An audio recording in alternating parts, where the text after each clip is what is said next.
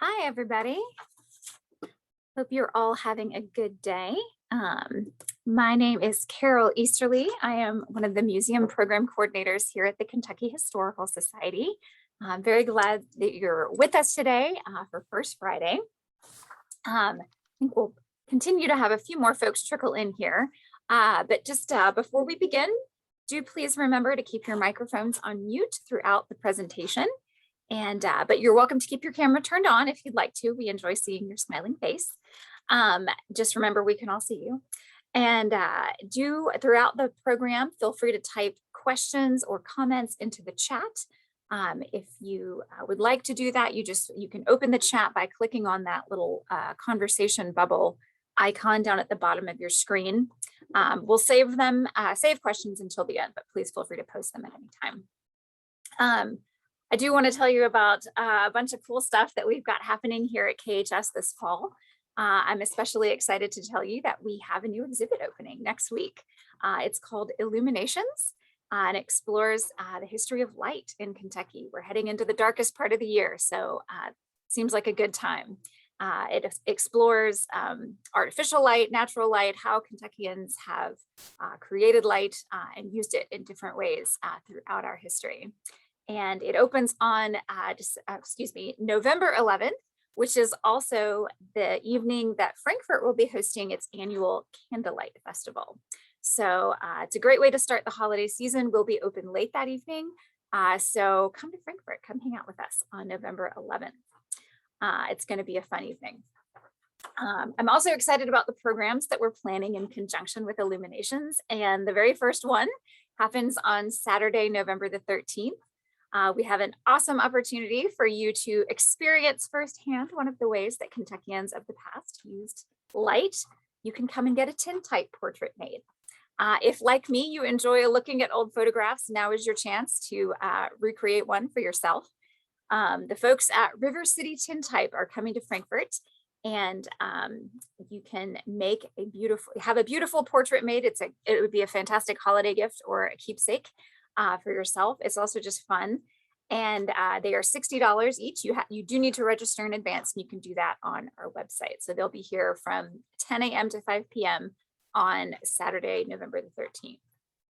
I do hope you'll come back next month for First Friday in December. Our speaker is going to be Dr. Brad Asher. He's going to be sharing his book called The Most Hated Man in Kentucky, which I think is a great title. It's about the lost cause and the legacy of General Stephen Burbridge, who was the military commander of Kentucky during the Civil War. Controversial guy. You can register by sending an email to khseducation@ky.gov, and that is Friday, December 3rd at noon. And finally, we have some other cool stuff happening that same weekend. On December 4th, on Saturday, we are going to have an event at the Old State Capitol. So we hope you can come. Authors Winfrey Blackburn and Scott Gill will be joining us. They have just written a new biography of Gideon Schrock, who is, of course, the architect who designed the old Capitol building. Not bad for a 25-year-old kid fresh out of his apprenticeship. So come experience his work firsthand and learn more about his subsequent projects around Kentucky and elsewhere. And there will be copies of the book for sale and signing at the event if you would like to purchase one. There's a whole lot more I want to tell you about going on at KHS right now. We're very busy, but y'all didn't come to hear me talk. So please let me introduce our speaker for today, Dr. Dana Caldemeyer. We are especially excited to have her with us because she's a KHS alum. She was one of our graduate editorial assistants for the Register of the Kentucky Historical Society back while she was working on her PhD over at UK. And the funding for that program, for the GEA program, is provided to us by the Kentucky Historical Society Foundation. We're very grateful for that. And we're always really proud of the work that our GEAs go on to do. So nowadays, Dr. Caldemeyer is a professor of history at South Georgia State College. And of course, she has just published her book, Union Renegades, earlier this year. So when I talked with her months ago about coming and giving a talk for us, I was hoping that I could get her to come right around Labor Day because I thought, oh, that's a great topic for Labor Day. But I did not realize how timely it would still feel to be talking about labor issues as we experience so much change and transition in our workforce right now. There's been a number of strikes recently. I know the Heaven Hill workers here in Kentucky were on strike until recently. I believe John Deere are they still on strike? I'm not sure. And talk of unionization at Amazon and even some Starbucks folks talking about unionizing. So lots going on. And I'm excited to hear about the insights that Dr. Caldemeyer will have to share with us. So please take it away. Hi, everyone. Thanks for having me here. It's so great to be back in the bluegrass, even though I'm not actually back in the bluegrass. I feel like it's kind of like at home again. I'm here to talk about Union Renegades, which is the book that I just published, and I'm going to go ahead and share my screen with you. Hopefully this worked. It worked before, so let's see. Can you all see my screen? Okay, great. All right, I'll just go ahead and make it big, maybe. Okay, there we go, great. So this book actually looks at the reasons why workers either didn't join the union or joined the union, but then didn't completely follow union orders. Mostly, I was really interested in looking at the social and economic reasons that might cause workers to take such actions.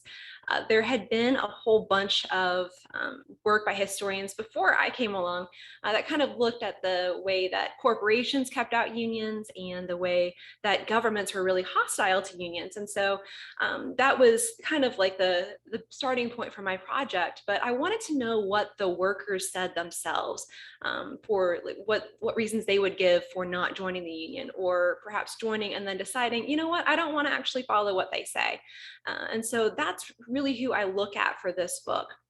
And what I really wanted to do was try to understand exactly what might cause workers to turn away from the union. And so I decided to really focus on one particular industry, and that was the coal industry. Coal had been around for a really, really long time, obviously, but had been mined in the United States for decades before the United Mine Workers came along. And it was one of the organization, or one of the industries where workers tried to organize pretty early on a national scale. As early as the mid 1800s, workers in the coal industry were trying to get themselves organized to try and regulate the national market.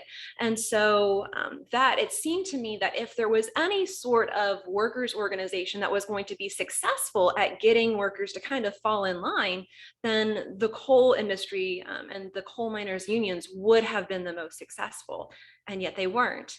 And so I decided to kind of focus my interest on the coal industry in particular. And the region that I wanted to focus on was the Midwest. And a lot of people, it kind of surprises them because we're used to hearing about the Appalachian coal industry, you know, in Eastern Kentucky, West Virginia, Pennsylvania, and there isn't a whole lot known about the Midwestern coal fields. And whenever I was doing this project, I can't tell you how many times people said, "Oh, I didn't even know there was coal in Western Kentucky. I didn't know that there was coal in Illinois," and there actually is. I have a map to show you so that you can kind of see what I'm talking about here. So the areas that I looked at were really in southwestern Indiana, western Kentucky, a good chunk of Illinois, and then also Iowa, Missouri, Kansas, and what was in the Gilded Age known as Indian Territory. We would know it as Oklahoma today. And so the reason why I wanted to really focus on this area was because this area had some of the oldest coal mines in the nation, and they were actually the cradle of the very first worker organizations in the coal industry. The very first one came out of a little coal mining town just outside of St. Louis in southern Illinois. Obviously, it didn't go very far. It was pretty much defunct by the 1870s, but they tried. And ever since then, there had been a really strong presence of labor organization coming out of the coal fields and just the Midwest in general.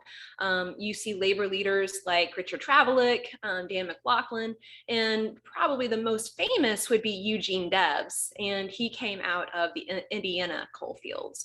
So they have this really rich history of organizing, and the miners themselves had been participating in workers' unions. And really, by the time you get to the Gilded Age, going into the 1890s, they're not the only ones who are active in this area. If you're familiar with political history, this is also the same time of the agrarian unrest. So you see a lot of farmers really mobilizing during this time period. The Populist Party is trying to really give the other major political parties a run for their money. And you really see this, this momentum take off in the Midwest. In particular in the Midwest, you see it actually happening in the coal fields. So these coal fields really become kind of like this hotbed for unrest and people pushing for greater rights in the workplace, greater rights in just their communities. And so it seemed to me that, you know, if I was going to look for workers who are frustrated, the places that would be the most willing and most active to be organized would be the areas that, but in the Midwest that are really, really active. And so they should have been in the union. They should have completely organized. They should have just been in a solid line, everybody in the union, everybody uniting together. I mean, they have Eugene Debs running around there. So this should have been the successful story for unionism, especially in the Gilded Age, but it wasn't.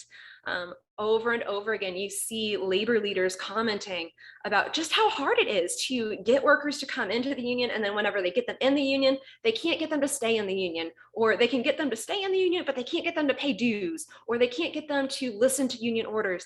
And these guys are almost pulling out their hair, trying to figure out what on earth is going on. These guys are supposed to be on board. They say that they see the power in unionism, and yet they won't listen to us. And so that's really where I came at this research project. It seemed like this was going to be, in the Midwest, was going to be the best place to kind of find reasons for why workers weren't going to join, just because they had every reason to join, and yet they decided not to. So a couple things to understand about the coal industry is that it's a little bit different than a lot of the other Gilded Age industries that we associate with this time period. Normally, whenever we think about Gilded Age industry, we think about things like railroads, we think about things like Standard Oil, these huge monopolies that are able to basically control entire markets and keep those profits for themselves. And coal actually was the exact reverse of that. Coal is, at least in the Gilded Age, a really, really easy product to extract. You didn't really need a whole lot of technology. You didn't need a whole lot of know-how, really.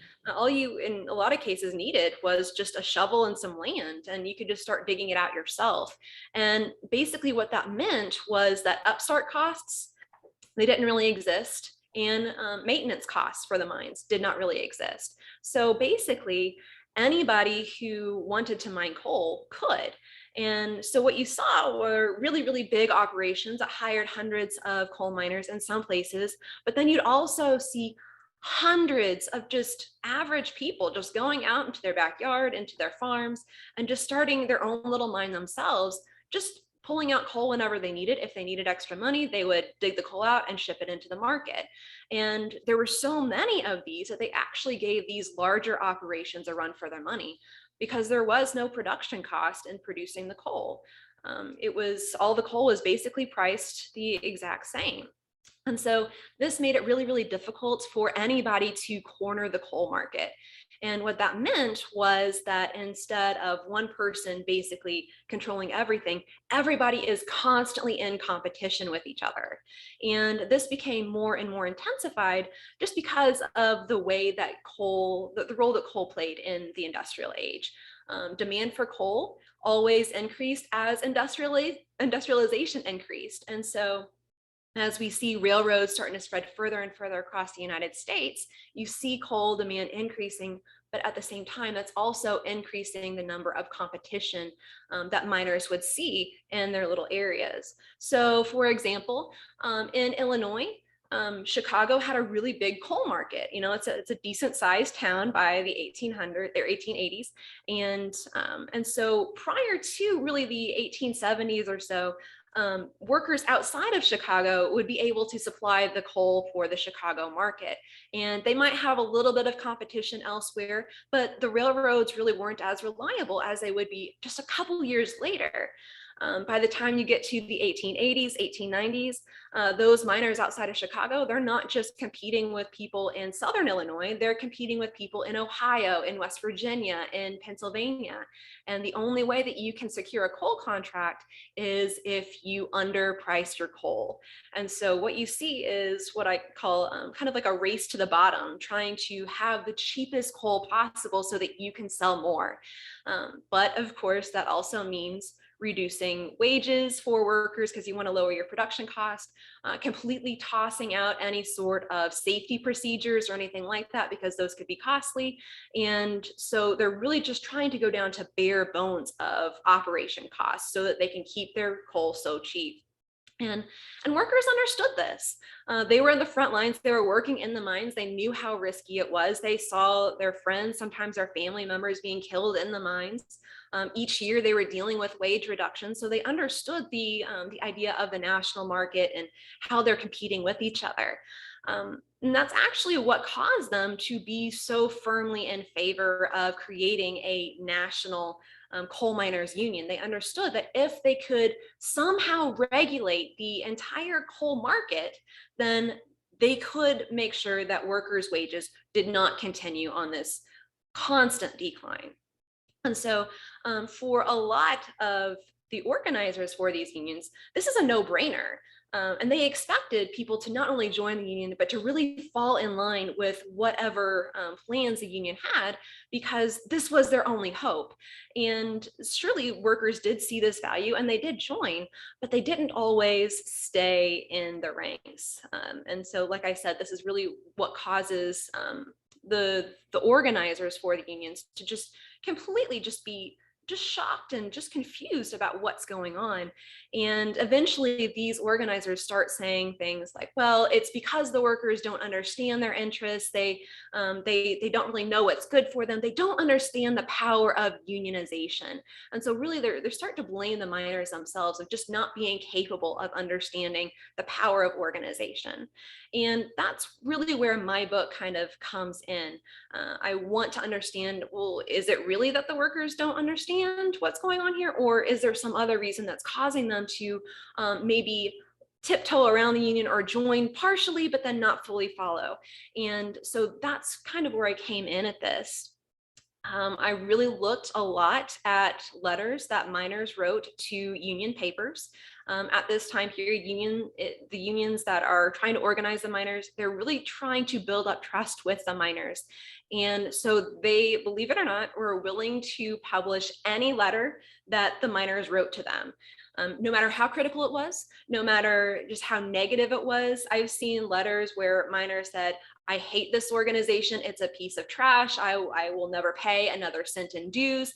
Let me tell you why. And that's whenever I kind of settled in and just kind of wanted to see all the reasons that they gave. And I found some really fascinating things that kind of change how we really understand Gilded Age labor and how we understand just the way life worked in rural America during this time period. One of the most fascinating things that I found was the seasonal rhythms that you see playing out in rural America that a lot of times we don't really think about. And what I mean by that is this: a lot of workers during this time period worked in a whole bunch of different occupations at once, basically cobbling together an income from various different revenue streams. We might call that like a gig economy like we see nowadays. You'd have workers work in the mines part-time, but then also work in other occupations. And if you think about it, it makes perfect sense. Coal demand is always the highest in the winter. Because it's cold outside, people want to heat their homes, they want to heat their businesses. And so the coal demand is always higher during those months. As a result, miners actually got paid more in the winter months. Their mines ran for longer hours. And so their paychecks were always higher, and their actual like tonnage weight, they got paid by the ton of coal they mined, and their tonnage rate was actually higher in the winter. And so what you saw was, of course, miners working in there, but there were a lot of other folks in the community that saw those high wages and said, you know what, I could probably supplement my income a little bit here just by going to work in the mines. And one of the biggest groups that really kind of fell along the line with this was the local farmers. Farmers during this time period, they had a little bit of work in the winter months, but most of the time their heavy work would have been done with the last harvest. And so this meant that they had a lot more free time, and why not go and work in the mines? So they would go into the mines in the winter months, and then as the demand for coal slacked off, that just so happened to coincide with the exact time whenever the demand for work out in the farm fields started to increase. And the reverse was also true. During the summer months, mines might shut down entirely if they were small scale and they just didn't think that they could turn a profit. And so a lot of the miners would just walk out of the mines and go to work as farm hands in the fields. And so at least in the 1870s and going into the 1880s, you see this kind of symbiotic relationship working out between farmers and miners, and you also kind of see railroaders kind of being thrown into the mix too. Anybody who was looking to make a little bit extra money would go into the mines and turn a couple more dollars. But this, as I found, actually started to go a little bit sour in the late 1880s, early 1890s, as farm prices and farm profits started to go down. A lot of the farmers were in crisis. They did not just, need a couple bucks here or there. That extra income wasn't just nice to have, it was essential for them to have. It was still a supplemental income, but it was something that they were starting to rely on a lot more. And this is going to be one of the things that I find that really drives a wedge in the workplace during this time period. And it's a huge reason for why unions had such a huge problem with keeping people in the union. It worked like this. A farmer would go into work in the mines, but they didn't always see the importance of joining a union for a job that they only worked for a couple months out of the year. And so they would pay dues for a little bit, but then they would leave the union and they would go to work on their farms. And then whenever they were ready to come back in the mines again, then they would pay again, but then they would leave and their dues would stop. And so these are some of the renegades that I look at in the book. There's an economic reason here for why they're not paying. They're not miners in the summer. They're only miners in the winter. But for union organizers, they'd say, no, you don't understand. We need constant support here. You need to pay dues year round. And for the farmers, they would say, well, that's ridiculous. I don't need you right now. And so there's this back and forth that actually got very, very heated whenever the coal miners who worked in the mines year round went on strike. If they were going on strike to go for higher wages or to just fight a wage reduction, these guys would expect those farmers to respect that strike. And farmers weren't always interested in that. Sometimes I said, you know what, this wage reduction isn't that much. It's a supplemental income for me anyway. I'm going to break the strike, which of course would completely threaten what the union was trying to do. And the worst case scenario, which happened quite a bit, was farmers saying, okay, I won't go on strike, but you have to pay me part of the strike aid. And the strike aid was basically part what the coal miners paid into, anticipating a strike in the future. And so this was meant to kind of give them something to tide them over so they could feed their families and take care of everything while they weren't getting a paycheck from the company because they were on strike. Now, technically, those farmers who had been paying dues were union members, which meant that they were entitled to this strike aid. But that strike aid was always really finite. It was really limited. And so for union organizers, they would say, wait, what do you mean you think you're entitled to this? You weren't paying in summer. You haven't paid in the strike aid in months. Well, what do you think? You deserve this? And of course, the farmer said, hey, like it or not, I'm either going to go into the mines and I'm going to break the strike, or you can pay me what I want. And sometimes what happened was they took the money until the strike aid went out. And once they ran out of the strike aid money, the farmers went into the mines and broke the strike. And this completely just infuriated union organizers. And it's a really good example of some of the complex reasons that could really hamper union organization. The companies here don't even have to do anything. All they have to do is just hire some farmers, and the community dynamics just do the rest. And you see this over and over again. Another really surprising thing that I found was that even the miners themselves are kind of engaging in this extra, ways to get extra income. And one of the ways that they did that was through opening up their own coal mines. Like I said, coal was really, really easy to mine. And so if you had a little bit of money and a little bit of land, what you could do is you could pool your money together with your friends, your neighbors, and you could own your own coal mine. And it wouldn't be much. I actually have some pictures of some of these mines just to kind of give you an idea. These are not huge operations. This is one from the 1880s in Illinois. You gotta just kind of imagine just how bad it would have been underground if that's what's on top. This stuff is really, really dangerous. And I think I would be terrified just to go down there and work in some of these things. But these operations are really small scale, and they don't have a whole lot of money to prop up beams in the mines and make sure everything's safe, but they don't really need that much else. So these guys, whenever they work on these mines, they become partial owners. In some cases, they have stock in a mine. They don't actually own it outright, but it's like a joint stock company. And so they purchase stock in the mine and they become shareholders. In other cases, they form cooperatives where the workers who work in the mine, they all own a little piece of the company.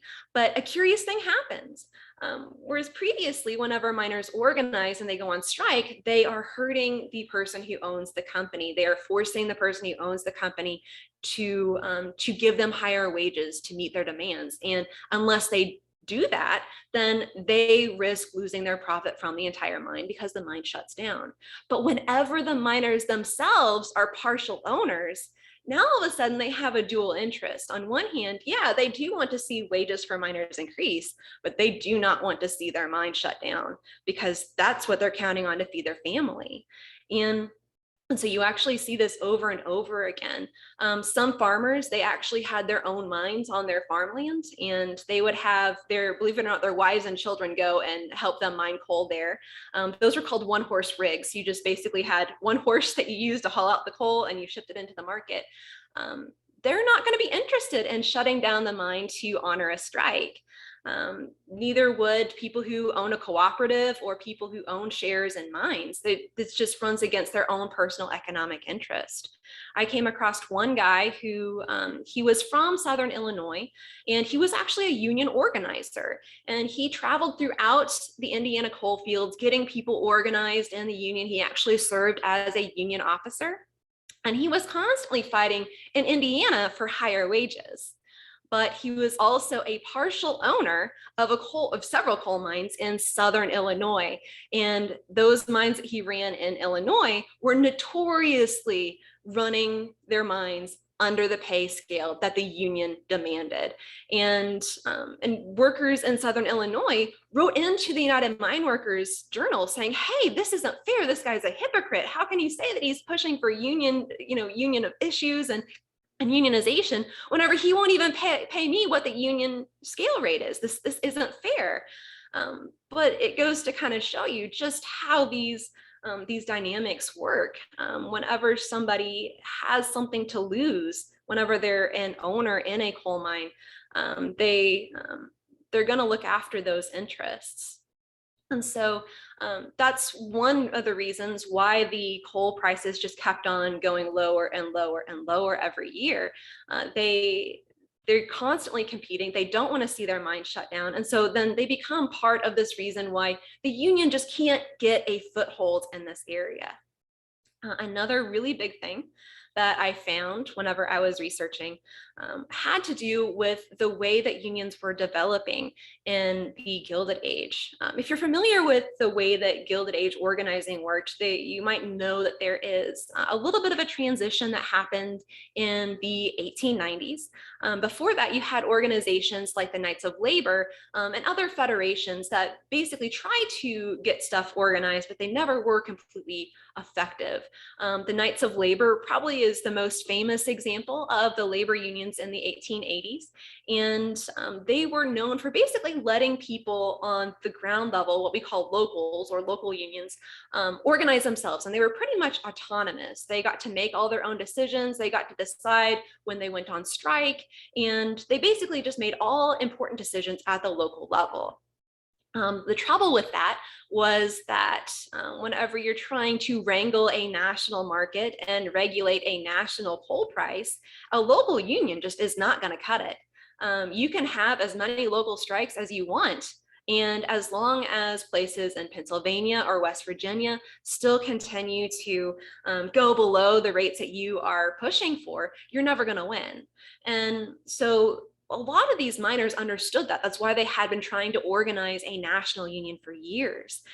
But what they were also needing to do was somehow centralize their movement so that one person or a group of people at the very head of the organization would make the decisions for everybody. So no more local strikes. You could only strike whenever the national board or the president said to strike.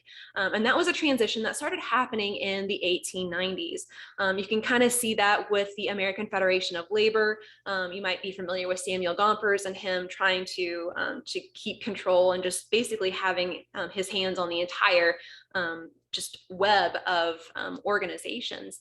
And the United Mine Workers was actually the one of the organizations that really led the charge on that, just because they needed to regulate the national market. The trouble was that even though workers understood this on an intellectual issue or on an intellectual level, the logistics of it just made it very, very difficult for them. In this time period, not everybody could be on board with everything. And for places like the Midwestern coal miners that had had a long history of organization, they were ready to run with strikes. They were ready to just shut everything down and go. That was very, very different from what was going on in West Virginia and Ohio, and even in places in Pennsylvania, which were still pretty staunchly non-union. And so one of the big examples that I found of this was in 1891. The United Mine Workers was just barely a year old, and they had decided that this was going to be their moment. They were going to launch their very first nationwide coal strike. They're going to shut everything down, and they were going to show people just the power of what the miner could do. And so they talked this up for months and months and months. And they promised the Midwestern miners, this is it. We know that you've been paying dues into this organization for a while now, and this is where we see the fruit of our efforts. The trouble was that they got all the way to just a couple days before the union was set to go on strike, and the national board decided, we can't do this. We're not strong enough in all these other areas. We're just going to have to shut it down. No strike. And they canceled it. For people in the Midwest who had been paying dues into this organization for so long, just to see everything just kind of go up in smoke and have the union tell them, we're too weak to strike now. A lot of the workers said, well, wait, who are you to even decide this? We've had strikes successful for years and years and years. What do you mean we're too weak to strike? No, now's the time to go. But at least initially, a lot of these folks, they actually followed union orders. It didn't actually get really bad until later that year, whenever the miners found out that as a result of them not striking in May of 1891, they were going to deal with another wage reduction in the winter. So instead of their wages going up for the regular winter pay, their wages from the summer rates were actually going to fall down. And for a lot of miners, I said, I can't work for this. We're going to have to go on strike. And throughout the Midwest, everybody is in solid agreement. And so they contact the United Mine Workers national headquarters and say, this is it. We got to go on strike. We have to. And the United Mine Workers said, no, don't go. Now, the curious thing was that at that point, they had control over all the strike fund. Locals had no money to go on strike. And so because the United Mine Workers national headquarters said you cannot strike, they were not entitled to any of the strike fund. A little bit of a thing that went from bad to worse was that miners in Pennsylvania who had been working for wages higher than what the Indiana miners and Illinois miners and really the miners in the Midwest had been working for, they decided that they were going to go on strike, and they disregarded the UMW orders. The UMW didn't want to risk losing the strike and look weak, and so they decided to give the strike fund, the national strike fund, to the Pennsylvania miners. Indiana catches wind of this, Illinois catches wind of this, and they say, wait a minute, what?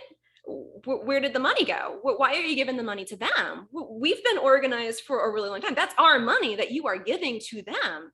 We have a better chance of winning the strike. And by the way, they're already making more money than we make.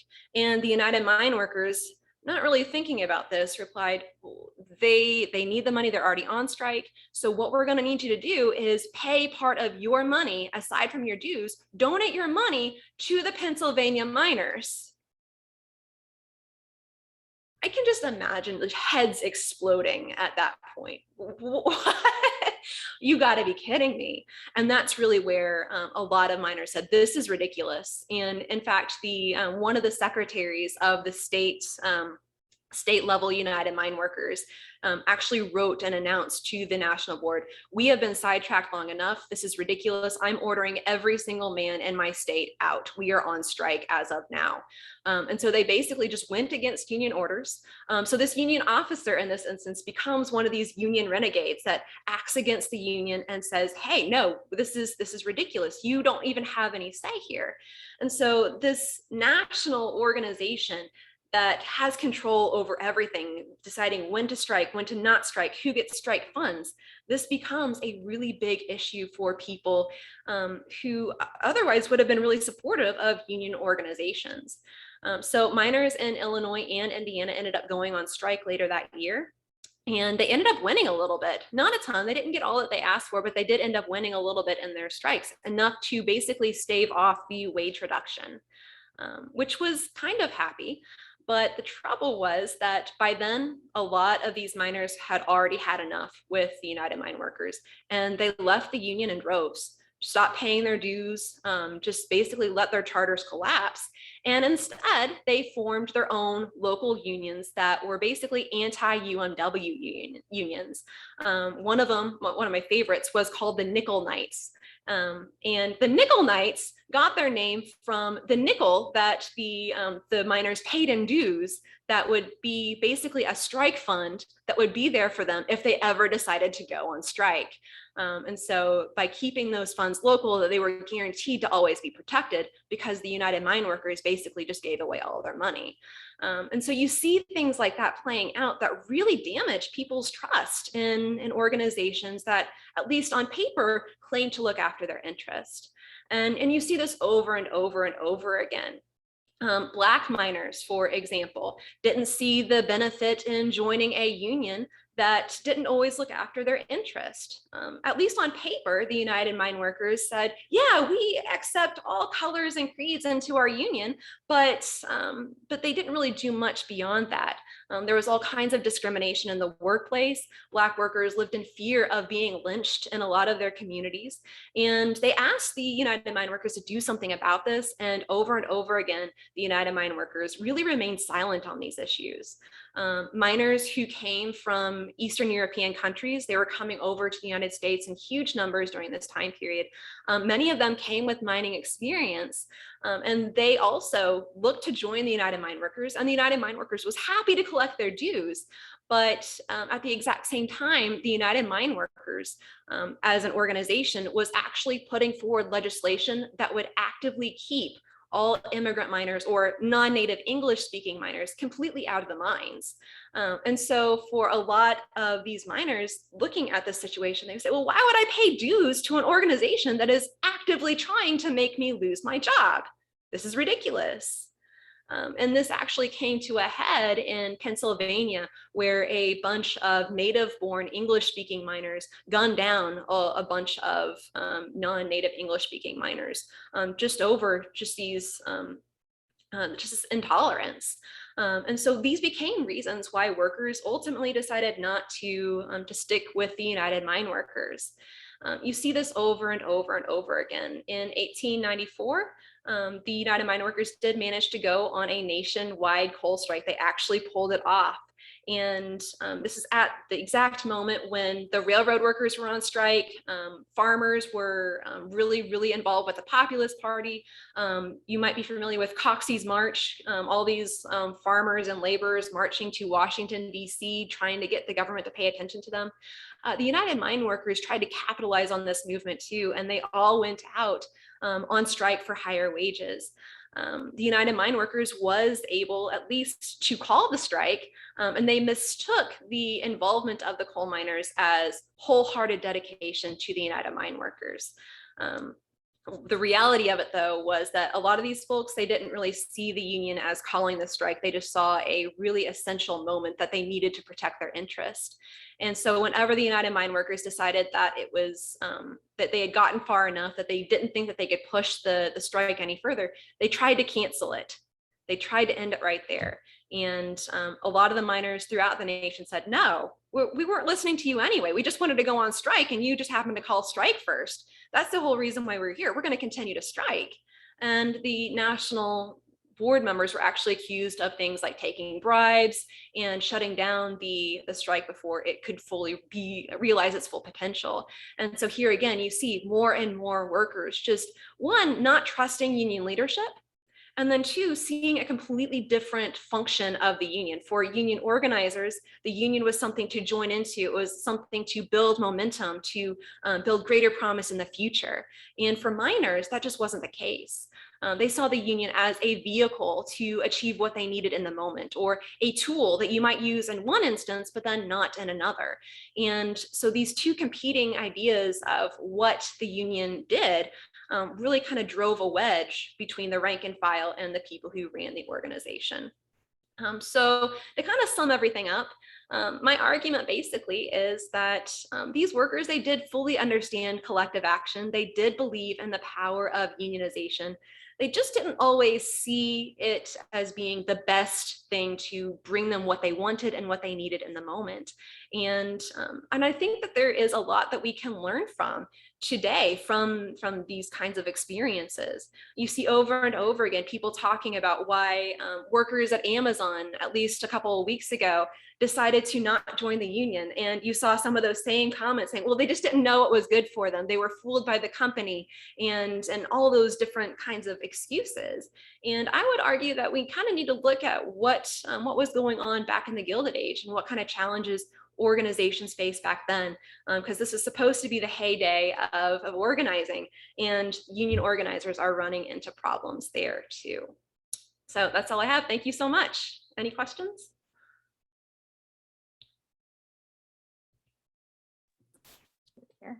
Thank you so much. Thank you. That was, gosh, fascinating. So I think we will have some questions. I saw that Jody put one for us in the chat here. Let me bring that up. She asked about, what was the point of keeping non-English speaking miners out of the UMW? Was it simple xenophobia, a scarcity or perceived scarcity of jobs in the mining industry? That's a great question. There are actually a lot of different reasons why they wanted to keep these non-English speaking miners out of the mines. I do like to stress, like, they're non-English speaking miners. Some of these folks were born in the United States. They just didn't speak English as their first language. And so they spoke with accents in some cases. And in the minds of a lot of these folks, it is xenophobia playing out here. They associate an inability to speak English perfectly with an inability to mine. And so in their minds, working with somebody who didn't speak English fluently was somebody who just didn't know what they were doing in the mine, and they might cause a major explosion. And that was actually the reason why unions kept on trying to pass legislation. They would have like tests that would be only given in English, and that would be the certification for a miner to be able to work in the mines. And over again, native English speaking white miners would just be completely shocked that these non-native English speakers could not only read the test, but they could pass the test because they knew how to mine. And it just didn't compute because they're not supposed to know how to mine. And so they wanted to keep them out of the mines because in their mind, it's a safety issue, but then also it was assumed that these folks coming in, they were going to work for lower wages, and it was just going to contribute to that constant decline. Interesting. Deborah said, thank you so much for humanizing the miners and showing how they were making rational choices. And she also asked, was there any activity of the National Miners Union in this area of the country? I know that they were active in Eastern Kentucky before the UMWA were willing to organize there. I don't really see a whole lot of them being active. I think that they're really more of something that kind of happens in Eastern Kentucky. You do see a bunch of miners' federations that crop up before the United Mine Workers. So most of the time, what I ran into were United Mine, or not United Mine Workers, but Knights of Labor locals, and they would actually be what they called mixed locals. They join in with farmers, and so you'd have farmers in the union, and you'd also have these miners in the union, and that was one of the things that kind of helped out with that symbiotic relationship. So you saw a lot of that. And then you also saw a bunch of the National Federation of Miners, which was basically a trade union. And they tried their best to try to regulate the coal market, but they never completely succeeded. I haven't run into really any other unions aside from those basic groups in this research here. It's a good question, though. You mentioned, oh, Stephanie has a question too, sorry. On the flip side of Jody's question, does or how does immigration influence organization and slash strikes? Thinking of prior experience in trade unions some immigrants may have brought with them. Well, this is something that the United Mine Workers constantly wrestles with because a lot of these workers, they did have skills. And so the union did recognize this. The United Mine Workers from the outset, they kind of inherited this from the Knights of Labor. They said, well, we can't ostracize anybody. We have to allow everybody in here because that's in our best interest. If we keep anybody out, then they're going to work against us. And so very clearly they said, well, we're not going to have any sort of distinctions of color, creed, or ethnicity, or anything like that. Everybody can come into the union as long as they're working in the mines, at least as far as the United Mine Workers is concerned. But this was something that corporations exploited over and over again. They understood that there was xenophobia, that there were cultural differences, and they really worked to exploit this. Not as much as you would see in other occupations and other industries during this time period, because there's just not that many layers of jobs that are available in a coal mine. Usually you are either working in as a digger, somebody who's actually mining the coal, or you're working as a laborer, a hand. So like those are the two. There are a couple other jobs that are also in there too, but if you are somebody who really wants to make decent money, those are the jobs that you would work. And so preference would be given to people that the corporations liked. And so that was how favoritism worked. They would give you a room that had a really, really thick vein of coal if you did what the company said. And if you were an enemy to the company, then you might have a vein of coal that would be that big, and that would really restrict your production. And so they kind of use these things as a way to kind of drive wedges into workers and really exploit any sort of racial differences. And ultimately that really is what turns the miners against each other. And so it becomes this problem that can actually hurt strike situations, just because these miners that have been ostracized really felt like they didn't really have any other option. The union just kind of kept them along and expected them to pay dues and be good, but they never were really interested in actually looking after the interests that immigrants and just non-English speaking miners really faced. So Deborah, who asked that previous question, she said, thank you. And she says, I know one of the issues with the National Miners Union was the stigma of communism. Was this connected with negative ideas about the union also? It's a little bit early for people to really be worried about communism in the 1880s and 1890s. You do see quite a few socialists running around in the coal fields. Mother Jones, for example, she is up and running as of 1894, actively involved with the miners' union. And she's officially involved with the United Mine Workers. But as far as radicalism is concerned or anything like that, that's really not a huge concern that people see. They really talk a lot more about just, is this effective? Would this be a good use of our money? Should we try some other format that would allow us to get better, some greater traction somehow? And so they debate those things. But really, I don't see a whole lot of fears of communism or radicalism in general among the workers. Now, if you look at society and see what a lot of these communities are saying, especially during the 1894 coal strike, whenever they're dealing with the coal supply drying up, then they are talking about this radicalism and stuff. But as far as the workers themselves, they don't really seem to be fazed by this at all. They don't seem to buy into it. So Jody brought up another question. Did Midwestern labor organizers / members fall into a particular political alignment during this era? Was membership somewhat of a partisan issue as it can be today?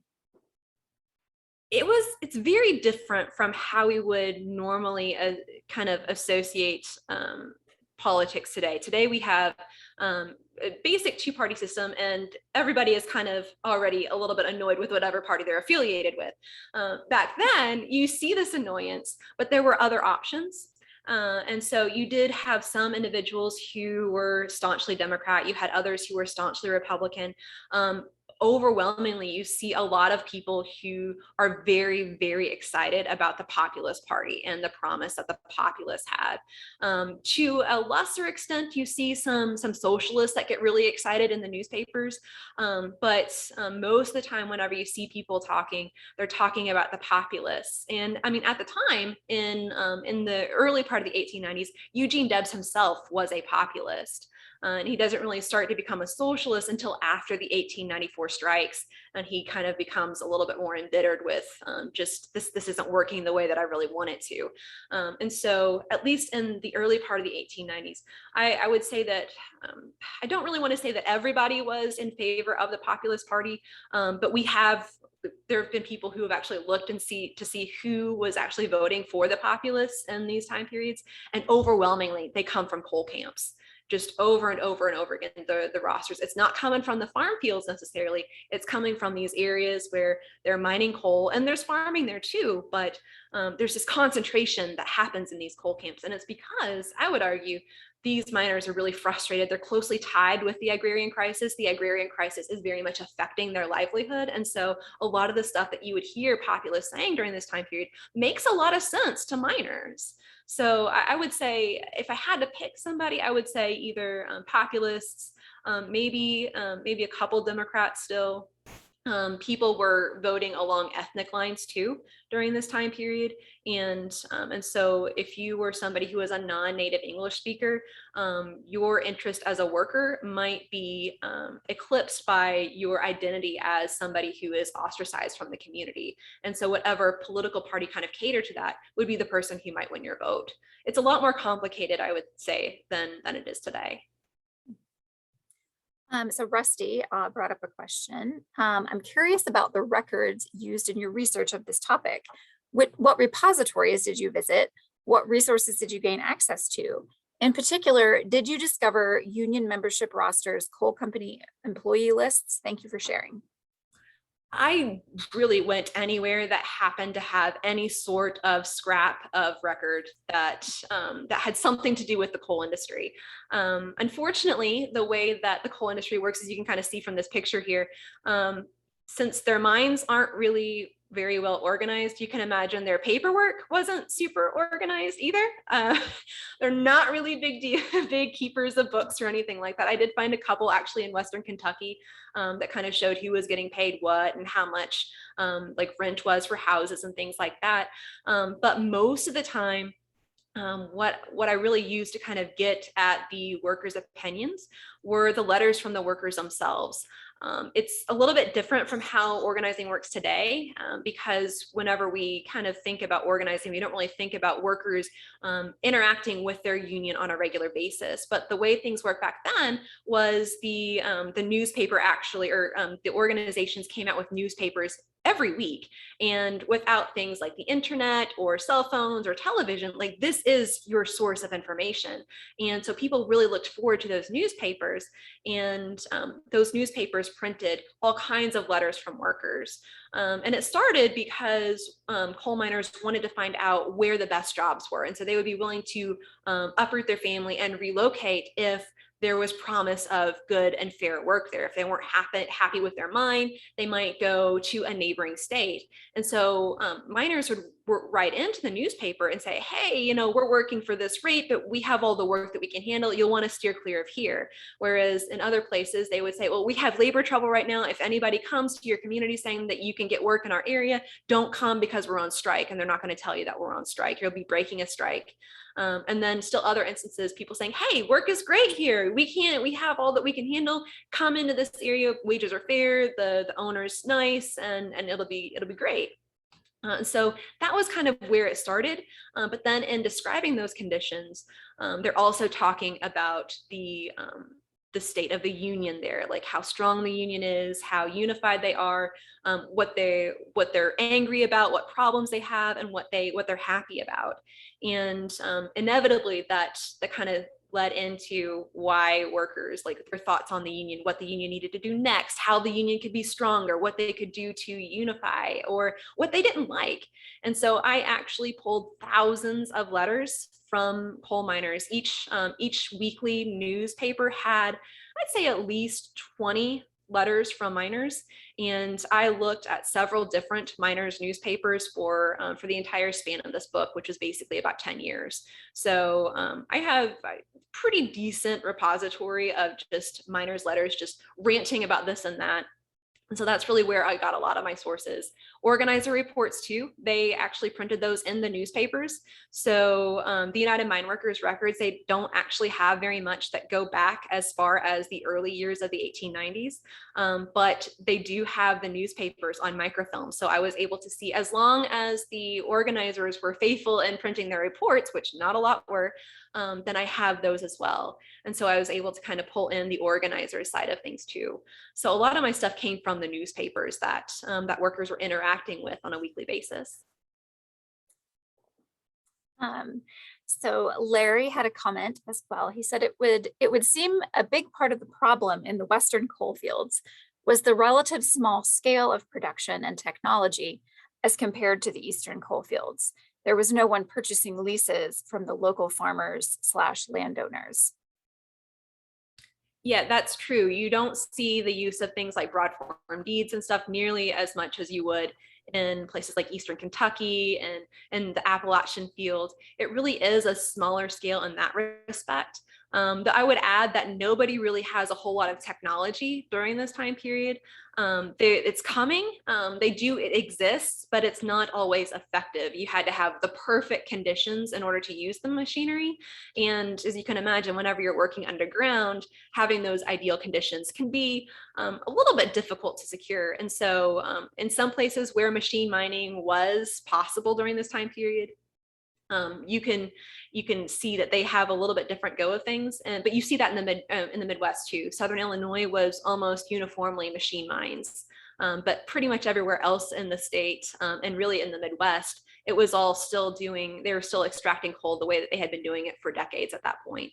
And a lot of places in Appalachia is doing the same. It's changing by the time we get to the later part of the 1890s, but it's changing slowly. And so really around 1900, that's whenever you start to see these huge mining operations kind of come into play. And that's really where you start to see a lot more of the broad form deeds and stuff like that, that kind of take the land away from the locals. So it's really kind of coming online in the 1890s, early 1900s, even in Appalachia. Deborah wanted to know, were there coal camps in the Midwestern coal fields at this time, or did that occur later?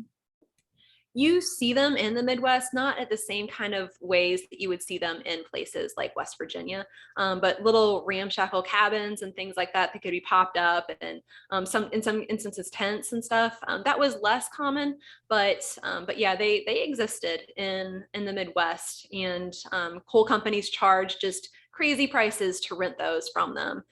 That's pretty much standard from place to place in coal country across the United States. What did anybody else have any questions or comments that you guys wanted to add? Okay, I think that might be all we have. Well, Dr. Caldemeyer, thank you so much. I really appreciate you sharing that with us. Really interesting to think about our current kind of labor climate in light of the decisions we see those miners making all those years ago. So very interesting. Thank you. And we have several people saying thank you for your presentation. So Thank you so much for I having me. do, are you working on any new research or anything like that right now? I am. I'm starting to look at a couple different things. I'm really looking at what I call middle managers, people who were sometimes holding managerial positions in companies like, say, coal mines or railroads, but they still worked as wage laborers too. And trying to kind of see like how they navigate all of this stuff. I'm really interested in that. And then I'm also interested in workers' conceptions of things like race and imperialism and religion during this time period. So still kind of sticking in with like, workers' worldview of things, but that's kind of where I'm looking at for future projects. Cool. Cool. Well, I hope that we'll get to have you back to share about some of that. I'm sure Stephanie will want to hit you up to come be a research fellow, maybe. And she says, enjoyed the presentation. We need to talk broad form deeds and differences in early Eastern Kentucky and Western Kentucky mining development. So, all right. Well, guys, thank you so much for hanging out with us today. And I hope that we will see you next month as we learn about the most hated man in Kentucky. Y'all have a great afternoon. Thank you. Thank you, Dr. Caldemeyer. That was awesome. Lots of really good questions there. Yeah, this was fantastic. Thanks so much for having me. Thank you. Good luck with your presentation this afternoon. Oh, thank you. I appreciate it. You See you take care. later. Bye.